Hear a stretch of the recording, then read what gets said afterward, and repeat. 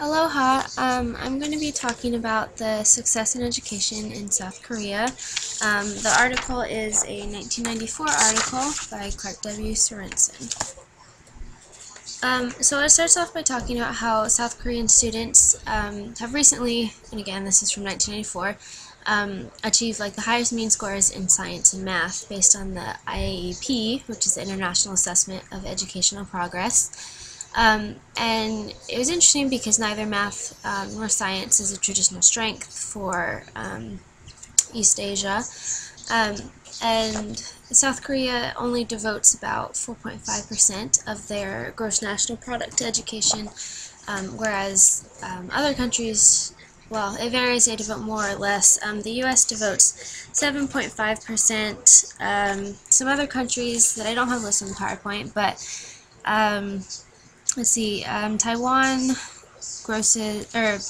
Taiwan contributes about 3.6%, Hungary is 5.7%, France is 6.1%, and then, as I said, the US is 7.5%. And so South Korea is not necessarily at the high end, but they're also not at the lowest either. And due to financial struggles in the country, Korea has kind of fallen behind educationally by the 19th century compared to some of the more developed countries in the world. And as a way to improve their education and more or less modernize their education, the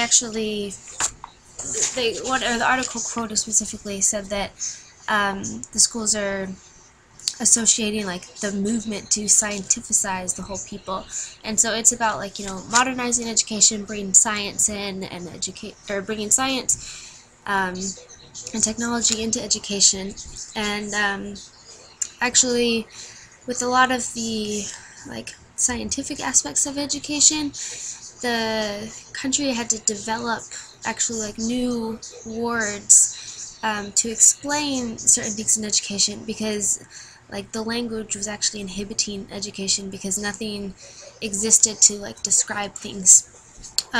Anyhow, so in 1949, though, the Basic Education Law was passed. It's still in effect today with slight modifications, but it says that it provided for the creation of a unified system configured as 6 years of compulsory free education, beginning at age 7, 3 years of tuitioned non-compulsory middle school, 3 years of tuitioned non-compulsory high school, and 4 years of tuitioned college, and then citizen schools for adults who have been unable to receive education, and mass literacy campaigns were also initiated.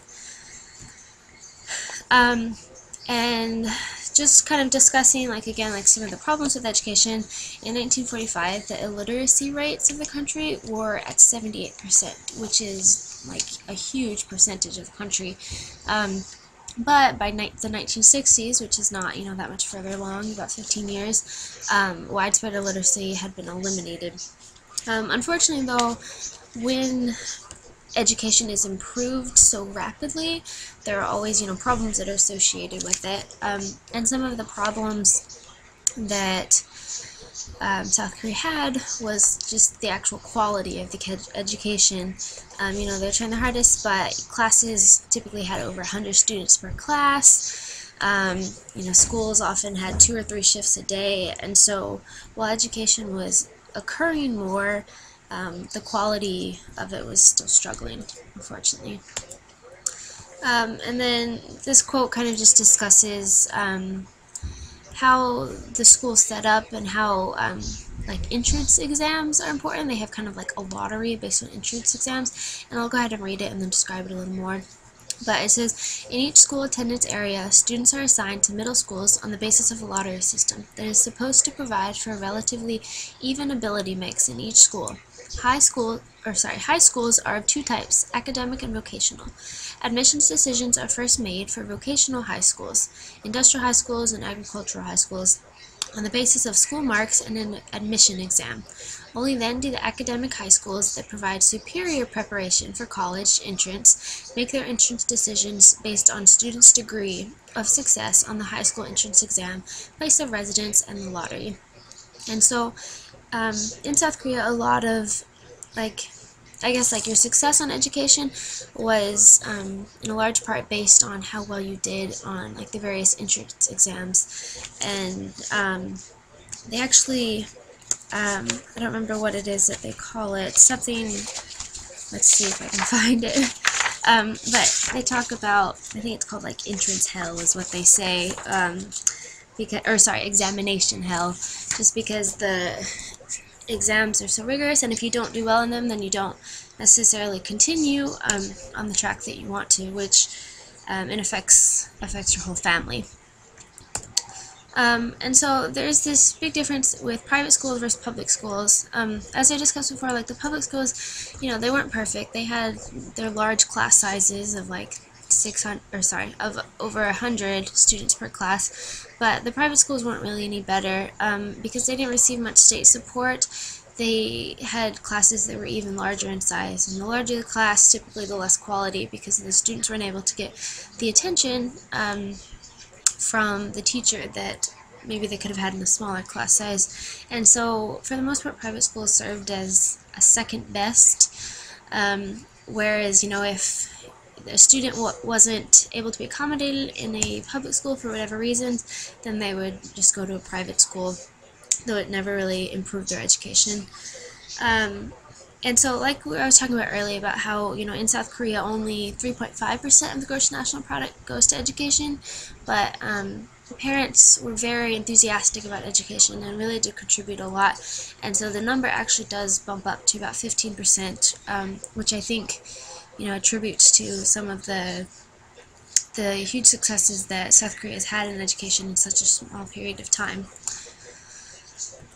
And then, so another quote, given the fact that educational qualifications virtually determine one's economic level, the Korean zeal for education becomes understandable. Any rational and ambitious person would want to do well. Since Koreans also deem education to have intrinsic worth as a marker of status, parents rarely leave educational success to chance. They subject their children to intense pressure to study. And so in South Korea, a lot of it's similar actually to the article that we read in class at the beginning of the term about the Chinese mother and her view on pushing her children to succeed.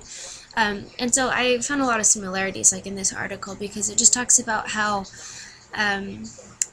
parents and children are mutually dependent on each other, because, you know, parents expect that their children are going to take care of them when they're older, and in order for children to have the means to take care of their parents, the children need to do well while they're in school, because how the system works in South Korea, it's all about, you know, how well you do in school. If you do well, you'll pass your entrance exams and continue on. If you pass entrance exams and continue on, then you'll get more of an education and you will get a better career in the future. And so your economic status and your social status will both improve. And so that's why there's such a strong push for education, because I think that people realize, you know, if you do not get much of an education, then your social status and your economic opportunities are both going to be very low.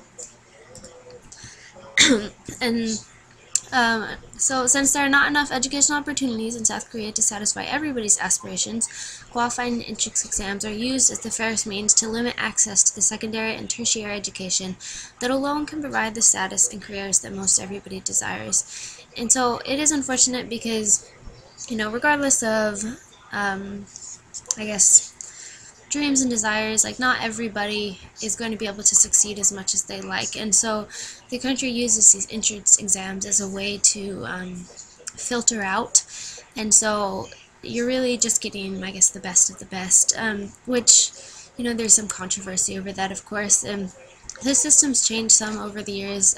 It used to be that the entrance exams were kind of on a state level, but over the years they've changed it to be on a school and university level, and so the universities and schools are actually developing the exams themselves, and so they apply to the specific school versus just being a general exam for the state.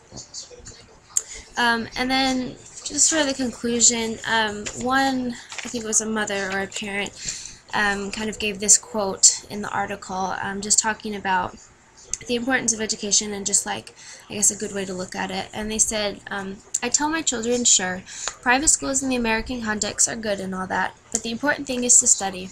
I say to them that if you learn even 75% of what the teacher tells you, no matter what the quality of the school, you're going to be all right.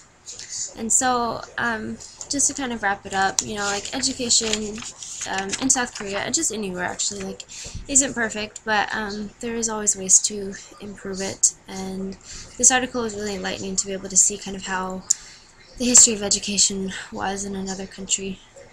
Anyhow, I hope you learned something, and thanks for listening. Bye.